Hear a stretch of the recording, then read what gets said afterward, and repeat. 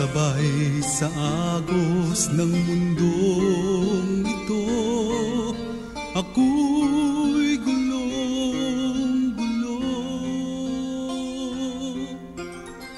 Tuburan sa panalangin, kini nga programa gimugna sa East Coast Gospel Mission. Alas 6 hangtod alas 6:30 matag adlaw. Aron ikaw matabangan nga maangkon ang tinuod nga kalipay, katagbawan ug kasiguruhan sa kinabuhi ug nga kahatagan sa kasulbaran ang naghingapin nga mga kabalaka, problema, mga pangutana nga sa dugay ng panahon nakahasol pag-ayo kanimo. Busa paminaw ug sa Dios ikaw panalanginan. Maayong adlaw sa nausab sa tanan. Salamat sa Dios sa oportunidad nga gihatag na usab niya kanato aron makahimo kita sa pamalandong diya sa balaan nga pulong sa Dios. Dini karon nga higayon ato nga itugyan ang atong buluhaton diya sa Ginoo pinagi sa pangamuyo magaampo kita. Amahan og Dios nga langitnon, nagapasalamat ug nagadaig kami kanimo tungod kay ikaw matinumanon sa among mga kinabuhi. Salamat o Dios sa dugang oportunidad nga imong gitugot kanamo aron makabasa kami sa imong pulong, makapamalandong ug mapaabot kini ngadto sa mga katawhan nga nagapaminaw karon diya sa tagsa-tagsa ka mga radyo sa tibuok Baganga diin naabot ang among mga signal, O God. And I pray, O God, that you'll continue to bless sa tanan nga mga Facebook friends naga-follow sa Facebook page o labi na Ginoo sa patalingho karon sa matag usa nagapaminaw ni ini diya sa ilang tagsa-tagsa ka mga lokasyon kung asa sila o Dios sa tibuok kalibutan niining higayon. Dalaygon ka o Dios sa amo nga mga kinabuhi, panalangini ang tanan nagapaminaw karon. This I pray in Jesus name. Amen. Diini karon higayon kalipay nato nga makahatag o panahon o uban ang pagtugot sa Ginoo nga makahisgot kita padayon sa pulong niya karon nga kabuntagon aron magamit na usab nato sa ato nga pagkinabuhi, mahimong giya sumbanan o maghatag kini kanato og dugang nga mga paglig-on sa atong espirituhanon kinabuhi. Atong pamalandungan karon is this: is there any room for us to doubt? Naabay luna sa ato nga mga kasing-kasing gihapon ang doubt. Kanong ang pagduha-duha ngano ang kining doubt nagaabot sa kinabuhi sa tao? Why to doubt if you humbly repented of all your sins? Ganong naapamang gihapon ang pagduha-duha nga unta nahimo manimo o na-experience nimo, nagpaubos ka atubangan sa Dios, miangkon nga ikaw makasasala o pangayuan nimo kapasayloan ang mga butang nga imong nahimo diya sa Ginoo. You said you trust Jesus as your Savior and your Lord. Nagsalig ka kay Jesus Christ, ingon nga imong manduluwas o Ginoo sa imong kinabuhi, ug nag-ingon ka nga gitugyan na nimo imong kinabuhi diya sa iyong mga kamot. Why to doubt if you do these things? Kung kini nga mga butang na-experience nimo sa imong kinabuhi, why to doubt? So dapat ato kini consider. Kay kung tinuod kita nga nagtugyan o nagasalig nagtugyan sa atong kinabuhi diya sa Dios, dapat kining pagduha-duha may tungod sa espirituhanong kondisyon sa atong kinabuhi mawala kini siya. Whatever nga mga eksperyensya sa kinabuhi nga mag-abot, dapat dili na siya matandog. No? Dili siya dapat matayog. Sometimes sa atong pagkinabuhi, na ay mga hinungdan or mga causes nga mo create of doubt sa atong kinabuhi. Mga hinungdan sa physical nga bahin or sa kinabuhi nato material. Example, panahon nga mangbuto ang mga bulkan. Usahay daghan mga katawhan nga mo tungod ang impact sa niana ang mga kalamidad muhatag og doubt diya sa iyang kinabuhi. Dili lang kana mga linog or di kaya bagyo nga nagasalanta sa bisan asa nga dapit sa atong kalibutan, mga tidal wave or baha, flash floods or drought or bisan unsa pa nga mga kalamidad nga nag-abot sa ato ang kapanahunan. Sometimes moabot kana, mo create kana og kahadlok o uncertainties sa atong physical nga bahin. But aduna ba siya maidulot dapat nga epekto diya sa atong espirituhano nga kinabuhi? Higala ato kining hinuktukan, ato kining pamalandungan. Ang mga material ng mga butang dapat dili kini siya makaapekto sa atong pagsalig o sa ato ang pagbarog diha sa atong pagpangalagad sa Ginoo. Of course, kining mga kalamidad nga nag-abot sa atong kapanahunan, sa atong kinabuhi as of now, undeniably nga naa gyud say epekto, naa say impact sa atong pagkinabuhi physically. But when it comes sa spiritual aspect sa atong kinabuhi, dili siya dapat nga makaapekto. Kay nga naman, ang promise sa Ginoo dili siya malampasan, dili siya maapektuhan bisan pa kung unsa ang mga butang atong experience sa atong physical nga bahin as of now.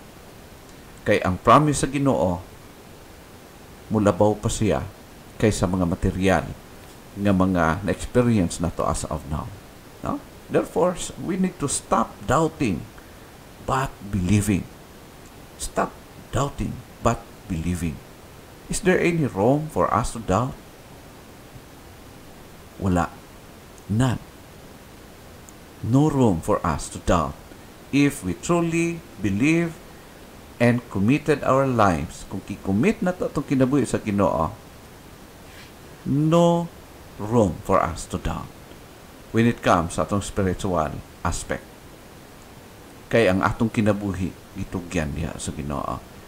Dili sa balaang kasulatan adunay taas-taas o medyo undeniable nga experience sa usa ka disipulo ni Ginoong Hesus nga suppose makaingon ta nganong nagduha-duha pagyud, pero naay tendensiya nga nagaabot gihapon kini diha sa kinabuhi sa iyang mga tinun-an, especially sa kinabuhi ni Thomas. Sa atong basahon din sa John chapter 20, starting in verse 24, nagaingon ang pulong sa Dios. But Thomas, one of the 12, called Didymus, was not with them when Jesus came. The other disciples therefore said unto him, We have seen the Lord. But he said unto them, Except I shall see in his hands the print of the nails, and put my finger into the print of the nails, and thrust my hand into his side, I will not believe. So, grabe yun. In verse 26, and after 8 days, again his disciples were within, and Thomas with them. Then came Jesus, the doors being shut, and stood in the midst, and said, Peace be with you. Then he said to Thomas, Put your finger here, and see my hands, and put out your hand, and place it in my side. Do not disbelieve, but believe. In verse 28, And Thomas answered and said unto him, My Lord and my God. Jesus said unto him, Thomas, because thou hast seen me, thou hast believed. Blessed are they that have not seen, and yet have believed. Stop doubting, but believing. Is there any wrong for us to doubt? If we really trusted God as our Lord and Savior. Kung tinuod nga kita nagsalig o nagtugyan sa atong kinabuhi diya sa Ginoo, there is no room for us to doubt. We need to stop doubting, but believing. Hunungon ang atong pagkamaduhaon apan magmasaligon kita diya sa Ginoo hangtod sa katapusan nga gutlo sa atong kinabuhi. Si Ginoong Jesus, Jesus wants all of His disciples exercising their faith concerning what was saying and how He was doing, regardless of their experiences with Him. They were still fearful and doubtful. Kung imong tan-aw ni gala ang balaang kasulatan in 4 Gospels, from Matthew, Mark, Luke, and John, daghan kayo nga mga eksperyensya gipakita sa Dios nga mga supernatural evidences nga ang Ginoong Hesus siya ang Mesiyas o aduna siya kapasidad, aduna siya authority above nature, or gipakita niya ang mga butang nga suppose enough or more than enough nga ang mga disipulo niya dili na dapat magdaduha. But regardless ni ana nga mga eksperyensya, ato makita nga ang iyang mga disipulo padayon nga nagmahadlokon o na pipila kanila naga maduha-duhaon.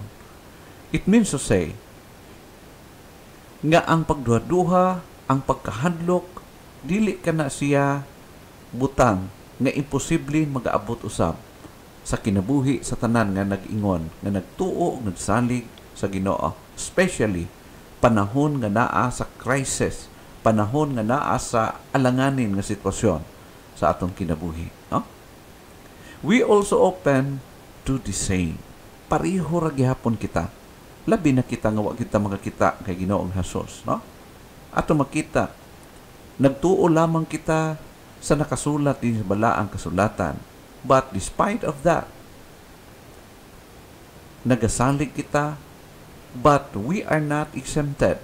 Nga posible usab kita moabot ni ining punto nga magduha-duha, no? We also openly do the same. Instead of trusting of all what He has promised, yet we used to doubt at any degrees. So, as of now, I don't know sa imuha karon ikaw nagapaminaw. Wala ko kabalo kung asa nga area sa imong kinabuhi nga nagduha-duha ka pa. Nag-doubt ka kung ang Dios ba gihapon maging faithful diha ni anang mga butang nga imong gina-expect or gina-desire o ginapangayo kaya kaniya. Naa ba kana karon sa imuhang kinabuhi? Anaa ba kanimo ang kabalaka? Anaa ba kanimo ang pagduduha?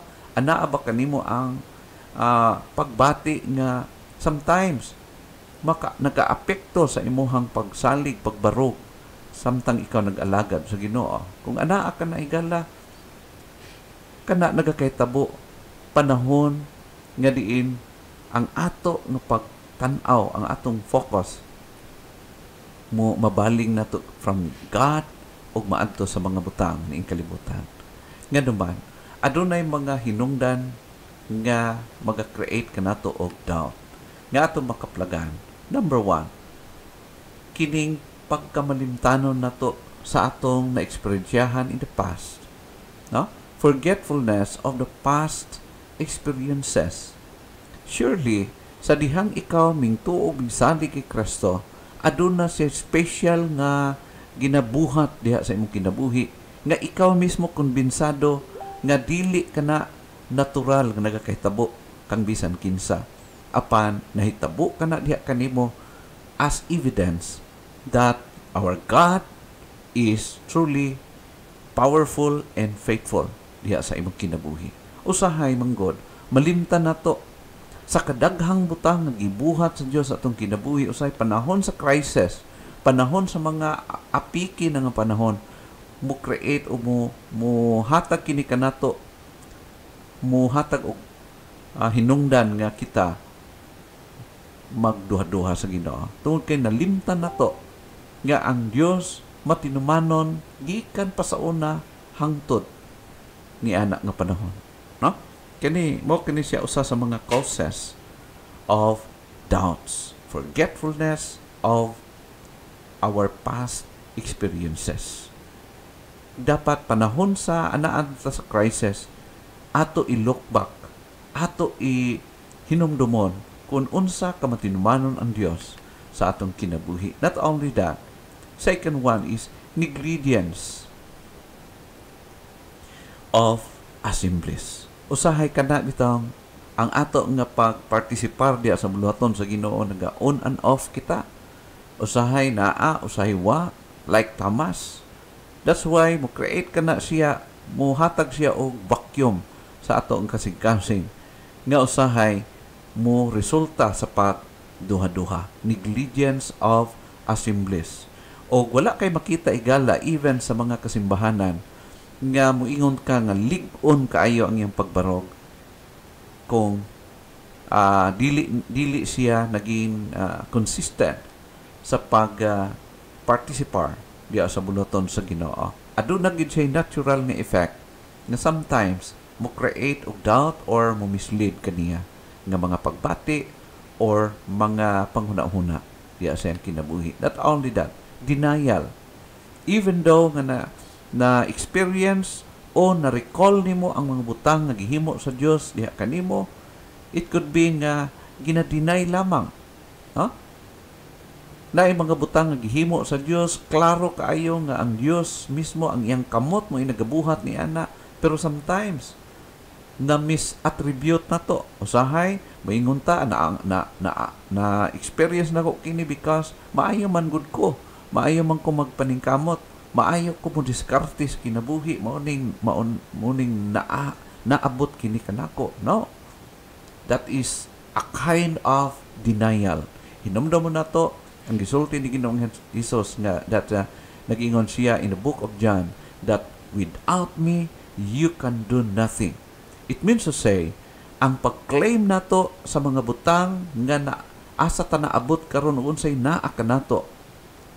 Kung mo claim kita nga kana tungod kanato, that is a kind of denial.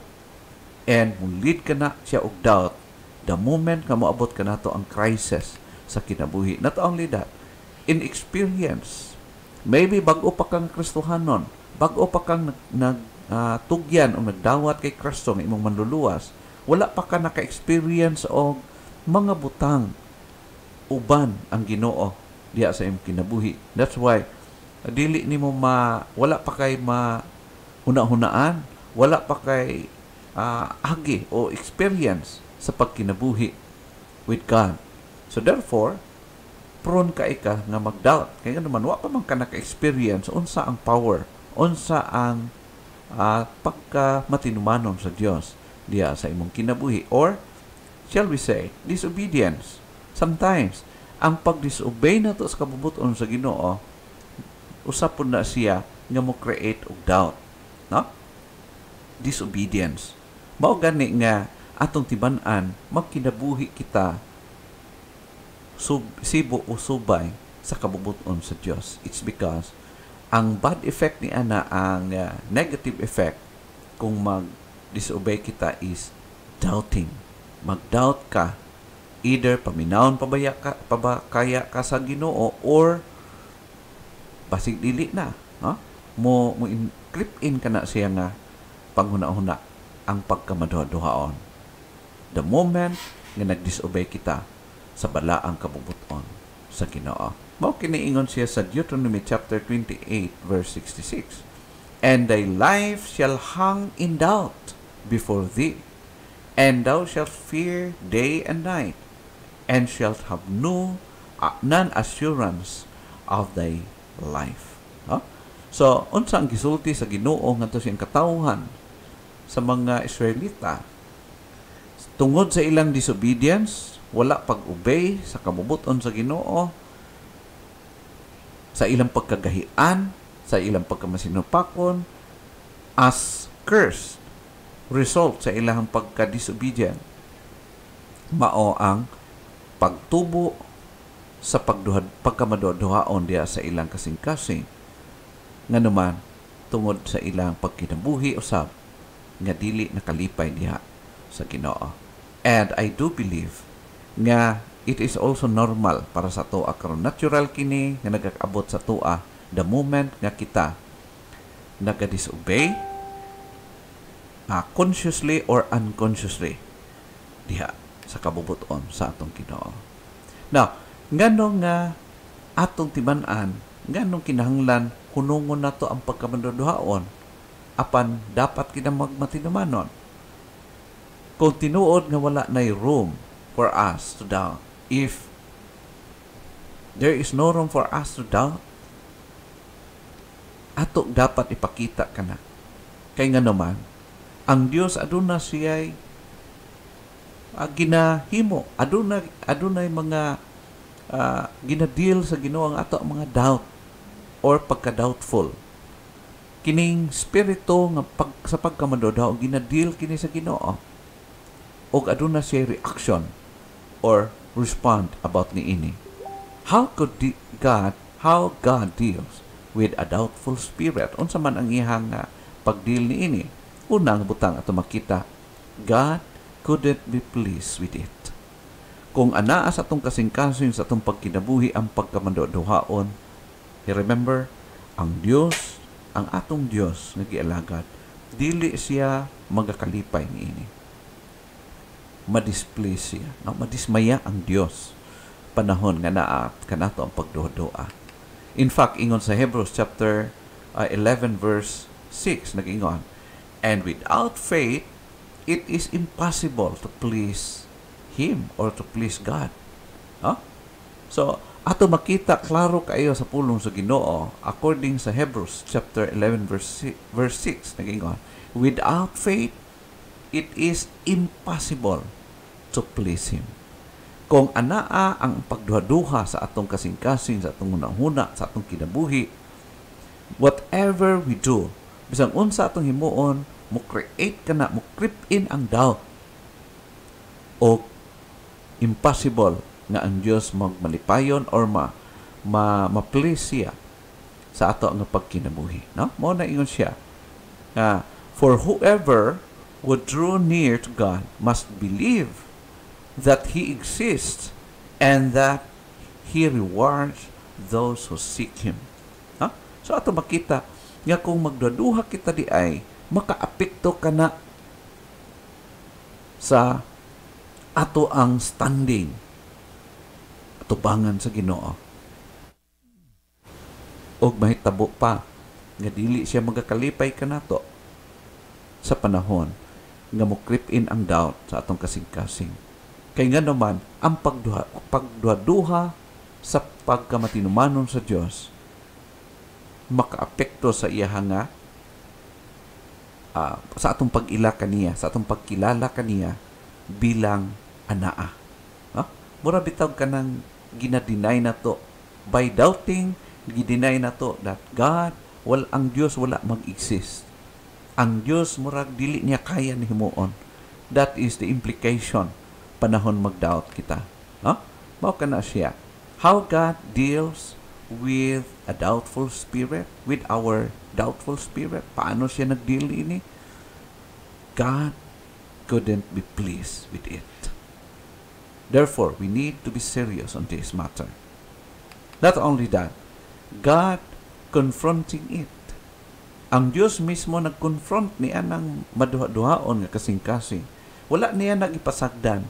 Actually, ginatrabaho kita sa Ginoo day by day. Ang atong pagkamaduhaon ginaatiman sa Ginoo, ginaasikaso niya. In fact, makita na to in John chapter 20, verse number 24, nag-ingon, now, Thomas, one of the 12, called the twin or Didymus, was not with them when Jesus came. In verse 16, chapter 11, verse 16, ato makita, so Thomas, called the twin, said to his fellow disciples, let us also go, that we may die with him. Naka-remember ka mo in chapter 11, gala, nga nag-decide si Ginoong Jesus mo adto sa certain place, o it was Thomas nga nag-react.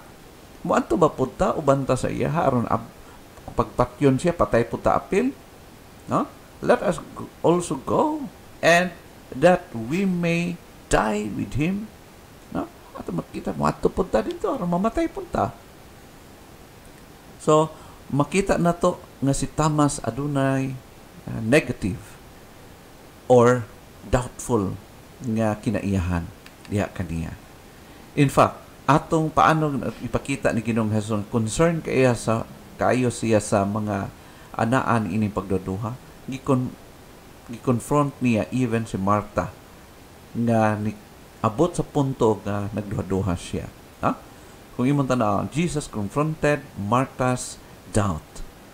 Kung makaremember ka mo higala, mao kining event nga namatay ang ilang brother nga mao si Lazarus. Og sa dihang na-encounter niya si Jesus Christ, na-express niya ang pagkamaduduhaon.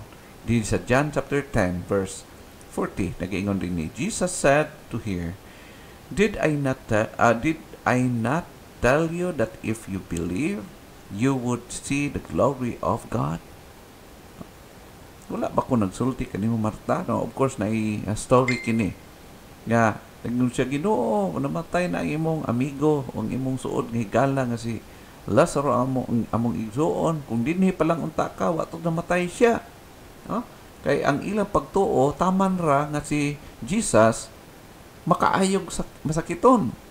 Pero, when it comes na kung makabuhi siya patay, wala na moabot sa ilang panghuna-huna. No? Ang kinutuban sa ilang pagtuo kay Jesus is that kaya lang niya makaayo og sakit, no? It could be. Though of course, naanay mga ebidensya nga si Jesus Christ nagabanhaw siya patay. Pero naging na shortage ang ilang pagkamasaligon diya sa kay Ginoo, especially sa kay Martha, no? So pero gisultian, confront siya ni Jesus Christ, di ba nagsulti ko sa inyo ha? Na kung mutuo kamo, musali siya, makita ninyo ang himaya sa Dios. So, sometimes sa atong kinabuhi, maging biktima kita ni ini gala. No? And we could not deny it. Like Martha, moabot sa atua at any degree ang doubt sa atong kinabuhi. Second thing, si Jesus Christ, gi-confront niya si Peter. Remember ka mo nga si Peter, the only disciple nga naka-experience, nakalakaw siya tubig. Of course, ato nga usahay ginatamay si Peter. Pero, kabalo kay gala, mas taas og experience si Peter with Jesus kaysa ato Kaya nga naman, walay usa ka nato nakalakaw tubig. No? Walay usa ka nato nakalakaw tubig tungod sa imong pagtuo kay Jesus. But the only thing, nagihapoy imperfection si Peter. Pero ato makita paano giatiman ni Jesus Peter, gi-confront gyapon siya. Ito sa Matthew chapter 14 verse 31. Ingon dinhi, Jesus immediately reached out his hand and took hold of him, saying to him, "O you of little faith, why did you doubt?" Okay? So, human nga siya nakalakaw, pipila ka steps, diya ibabaw sa tubig. Nawala iyang focus gikan kay Jesus og nabalhin ngadto siyang palibot. Siguro sa nagdahunog nga hangin og sa mga balod nga naa siyang gilakwan. Pero ato makita gala nga right then sa diyang na-lost focus siya gikan kay Jesus ngadto sa iyang surrounding. Ato makita ang effect, nagakaunlod siya. And it was Jesus nga naggunit kaniya na di siya maunlod.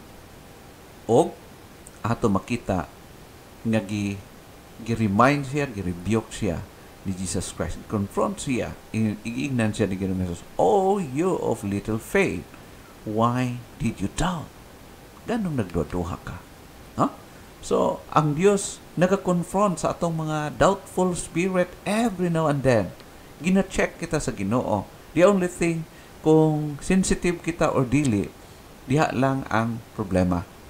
Kay bisan pa nakita nato o visible kaayo ang mga buhat sa Dios sa atong kinabuhi usahay wa lang nato gipansin. Ikatulo, God commends it. Gina-commend sa Ginoo ang pagkamasaligon. No?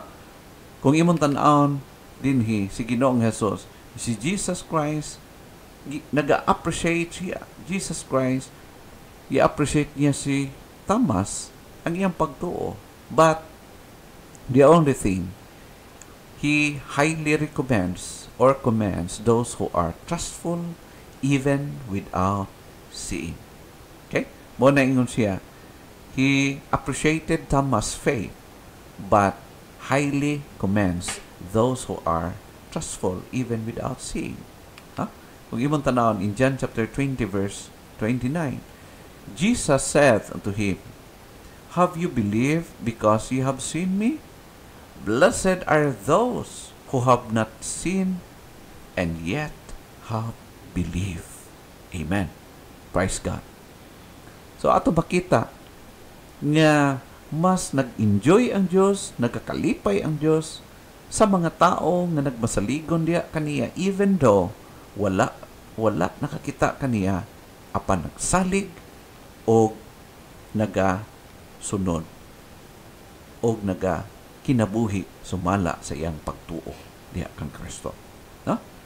And it refers to us now. We don't see Jesus, pero ato makita igala nga nagtuo ka, nagsalig ka sa iya even though wa nimo siya nakita physically. We believe in Him. Pero ato makita igala hinumdumon nato nga daghan tag na eksperyensyahan nga gibuhat sa Dios mga impossible thing diha sa atong kinabuhi. Therefore, there is no room for us to doubt. Nga duman, si Jesus Christ, ato makita, Jesus shows His interest on Thomas' life. Interesado ang Diyos sa kinabuhi siyang mga disipulo, even ngadto sa kay Thomas. Jesus appreciated Thomas for overcoming his doubt. Anyway, na-overcome gyapon ni Thomas after ang iyang pagkamaduhaon, of course. No?